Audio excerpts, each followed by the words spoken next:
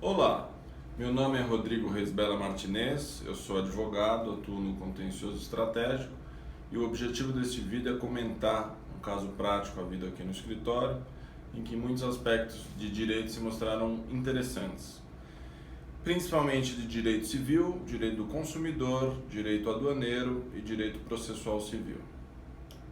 Bem, o caso envolve um importador que trouxe uma carga pequena no valor de US$ 15.000 em julho de 2011.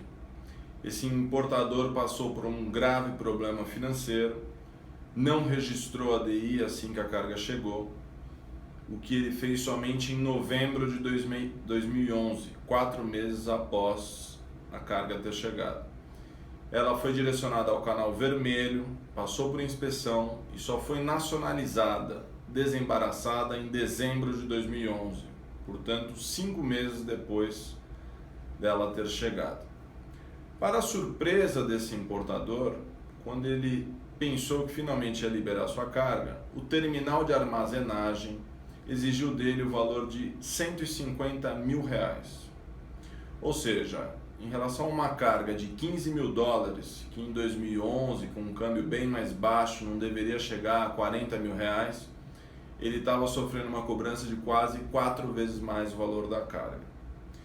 E o que houve? A carga dele era consolidada, ela veio junto com outras cargas em um mesmo container. Nesse tipo de situação, o agente marítimo costuma ter um acordo comercial com algum terminal e o importador não pode escolher, pelo menos a princípio, onde a carga dele vai ficar.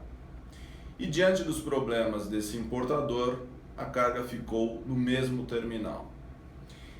Ele ainda tentou, à época, assessorado por outros advogados, liberar a carga por meio de uma ação de reintegração de posse e não teve êxito. Não teve porque o contrato de depósito realmente autoriza o depositário, o terminal, a reter a carga até que o pagamento seja realizado, como forma de garantia. O que houve nesse caso? Passados mais de 2 anos, já no início de 2014, esse terminal entrou com uma ação de cobrança contra esse importador no valor de R$ 1.000.000. Ele estava cobrando todo o período de armazenagem. Esse importador se desesperou, porque além de não ter conseguido liberar a carga à época, ele estava sofrendo uma cobrança que certamente o levaria à falência. Ele não teria como fazer frente a esse valor. E o que foi analisado? Qual foi a estratégia de defesa adotada? Em primeiro lugar, foi defendido que havia ali uma relação de consumo, porque o importador era o destinatário final daquele serviço de armazenagem. E além de ser o destinatário final, ele era vulnerável em relação ao terminal por conta do seu total desconhecimento dessa atividade de armazenagem. Além disso, foi sustentado também que o terminal jamais contratou, jamais pactuou os valores que ele estava cobrando naquele momento. Não houve simplesmente prévia pactuação. E no mesmo sentido, o terminal tinha o dever de informação. Ele precisava ter dado ciência ao importador dos preços que ele estava disposto a praticar para prestar aquele serviço de armazenagem, o que nunca ocorreu. Além disso, se percebeu que o valor da cobrança era extremamente abusivo.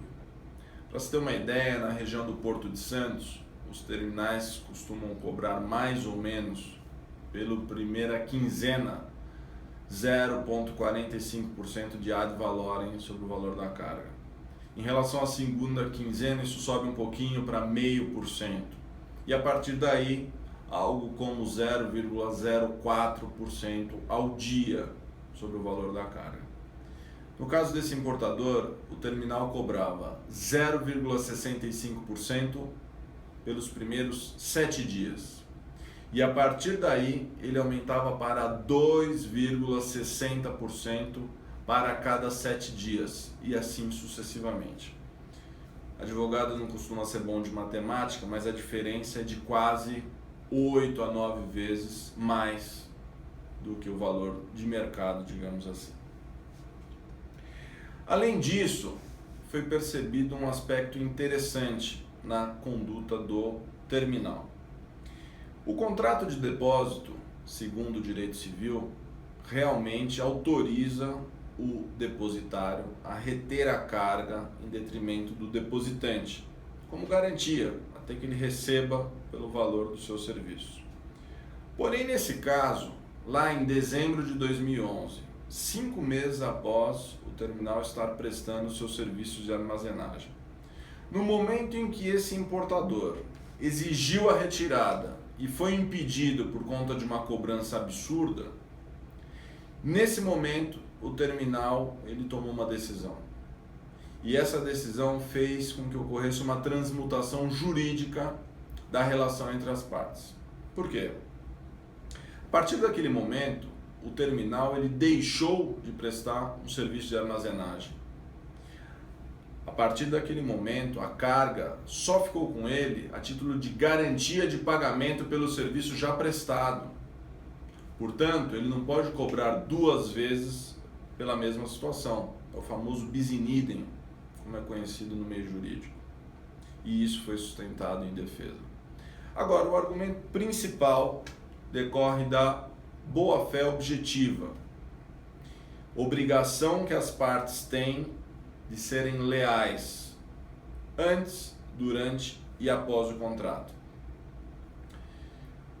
A boa-fé objetiva, ela impõe alguns deveres anexos de conduta aos contratantes. E um deles, oriundo do direito anglo-saxão, é o chamado duty to mitigate the loss.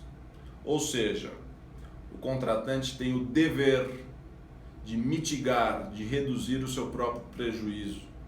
Ele não pode gostar de ver a outra parte sangrar, estar devendo e deixar para cobrar muito depois de a dívida se agigantar. Em sentença, isso foi reconhecido em parte. A sentença reconheceu que houve violação ao princípio da boa-fé objetiva, declarou a existência desse dever do terminal de limitar a cobrança a um período máximo de 6 meses e também reconheceu que o preço que ele poderia cobrar deveria ser aquele de mercado à época. Com isso, o valor da cobrança, que era de R$1 milhão, caiu para menos de R$3.000. O caso ainda aguarda julgamento de recursos, mas se mostrou muito interessante em relação a tantas influências do direito numa mesma situação. Era isso que eu queria comentar com vocês hoje. Obrigado.